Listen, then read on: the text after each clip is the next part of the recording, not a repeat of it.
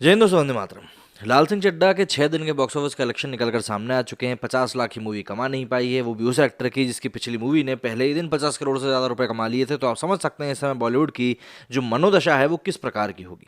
खैर, लाल सिंह चड्ढा फ्लॉप हो चुकी है और अब इसको लेकर इफ एंड बट का जो दौर है वो शुरू हो चुका है कि अगर मगर में ये सब बातें हो गई होती तो यहाँ का कहाँ हो चुका होता। वो सारी बातें अब इसको लेकर चल रही हैं। लेकिन ऐसे में सबसे बड़े कारणों की अगर हम बात करेंगे, क्योंकि लाल सिंह चड्ढा उन मूवीज में से है जो कि शायद रिलीज होने के पहले ही पब्लिक ने बोल दिया था कि भैया हम इस मूवी को नहीं देखने वाले हैं, अच्छी या बुरी ये तो बात की बात है। ऐसा क्यों था, क्या कारण थे कि पब्लिक ने पहले से ही अपना सामान बना लिया था, और क्या इसके लिए आमिर खान खुद ही जिम्मेदार है?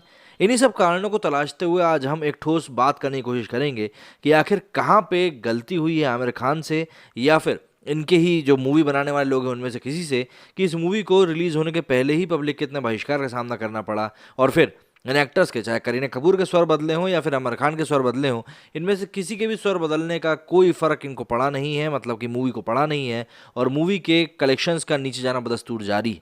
मतलब आलम यह है कि मूवी का जो मंगलवार का कलेक्शन निकल कर सामने आया है वो इतना घटिया है कि क्या बताएं। मतलब कार्तिकेय 2 जो कि महज 25 से 30 करोड़ के बजट में बनी हुई मूवी है, वो उससे भी पिछड़ गई। अब जरा जान लेते हैं क्या कुछ हुआ है इस मूवी के साथ।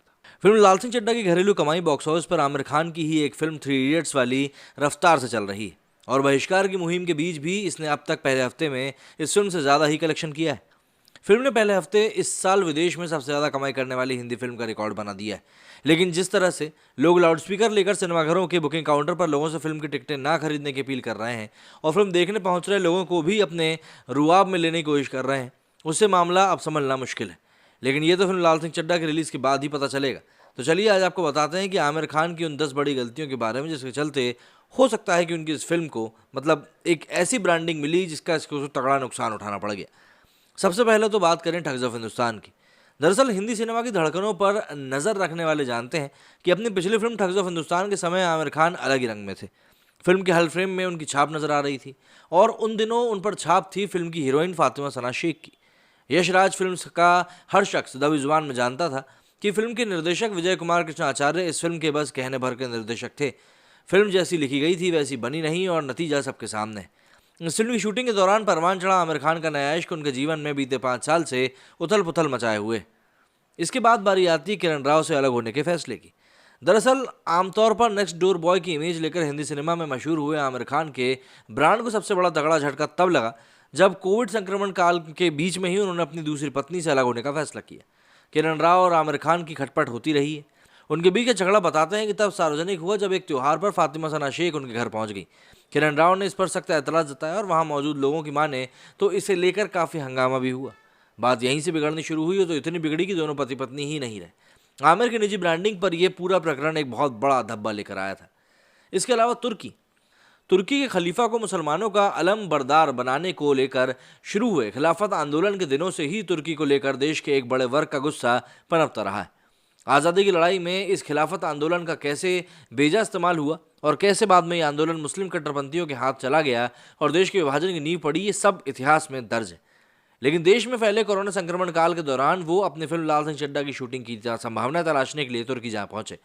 इस मसले को लेकर आमिर खान सोशल मीडिया पर काफ़ी ट्रोल हुए। फिल्म की ब्रांडिंग को ये एक बहुत पहला, या और यूँ कहें एक बहुत पहला और सबसे बड़ा झटका भी लगा था।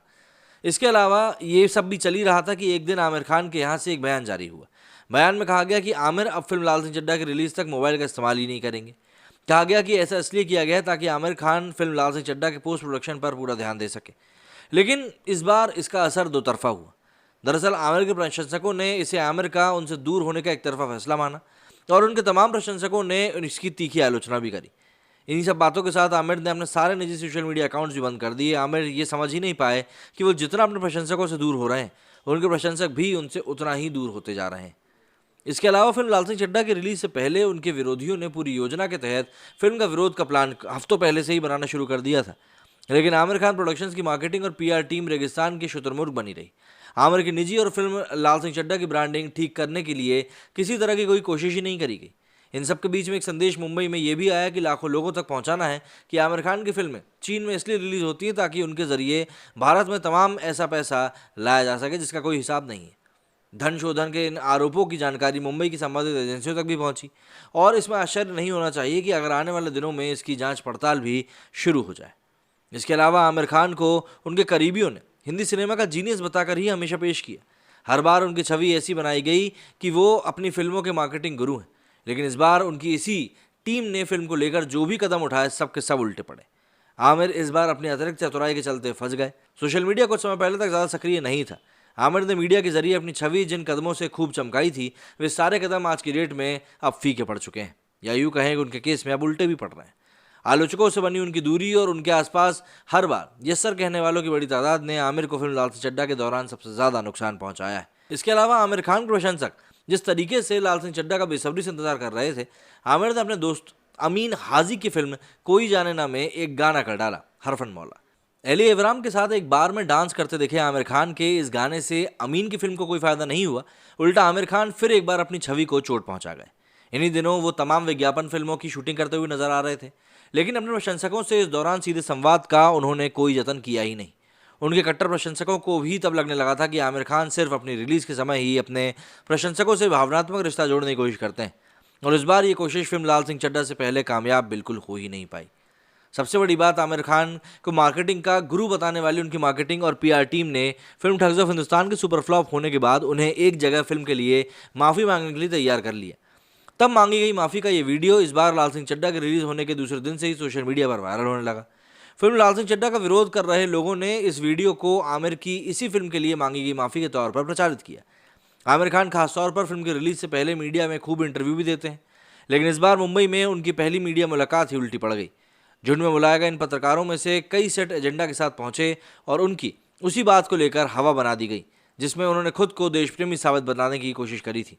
तीर कमान से जब निकल गया हो तो उसके बाद उसको कितनी ही कोशिश कर लो, आप पकड़ के वापस कमान में नहीं डाल सकते। फिल्म लाल सिंह चड्ढा की कहानी के हिसाब से अगर फिल्म का प्रचार किया गया होता तो शायद फिल्म का इतना विरोध नहीं होता। फिल्म में ऑपरेशन ब्लू स्टार के बाद हुए सिख दंगों पर खास फोकस है, लेकिन इस पूरे मुद्दे का फिल्म के प्रचार में कहीं जिक्र ही नहीं किया गया। सत्ताधारी दल बीजेपी के लिए ये मुद्दा कांग्रेस को कटघरे में खड़े करने का मौका हो सकता था, लेकिन आमिर नहीं चाहते थे कि फिल्म का कोई भी मुद्दा सियासी रंग ले। फिल्म शुरू होने से पहले ही दिखने वाला रिकॉर्ड अवधि वाला डिस्क्लेमर भी इसी तरफ इशारा करता है। एक मंदबुद्धि बाला की कामयाबी की कहानी कहती है कि फिल्म लाल सिंह चड्ढा के इस पहलू को भी फिल्म के प्रचार में कभी नहीं उभारा गया। फिल्म लाल सिंह चड्ढा की रिलीज से पहले आमिर की पत्रकारों के साथ सामूहिक मुलाकात का जो हश्र हुआ, उसके चलते उनकी इस फिल्म के प्रेस शो को लेकर एक दिन पहले एक उहापोह की स्थिति बन गई थी। फिल्म के प्रेस शो को लेकर भी सभी समीक्षकों को संदेश नहीं भेजा गया। अधिकतर क्रिटिक्स को इस बारे में जानकारी एक दिन पहले देर रात तक दी गई और फिर उसके बाद तो भाई क्या ही बताएं, मतलब लुका छिपी का जो खेल शुरू हुआ उसने इस मूवी के समीक्षकों के ऊपर भी काफ़ी गलत असर डाला, और देखते ही देखते ये सारी चीज़ें बद से बदतर होती चली गई। और आज की डेट में मालूम यह है कि इस मूवी ने 6 दिनों में 50 करोड़ भी नहीं कमाए। आप लोगों का इस बारे में क्या कहना है मुझे कमेंट करके ज़रूर बताएं। मेरे से फिलहाल इतना ही। जय हिंद, जय भारत।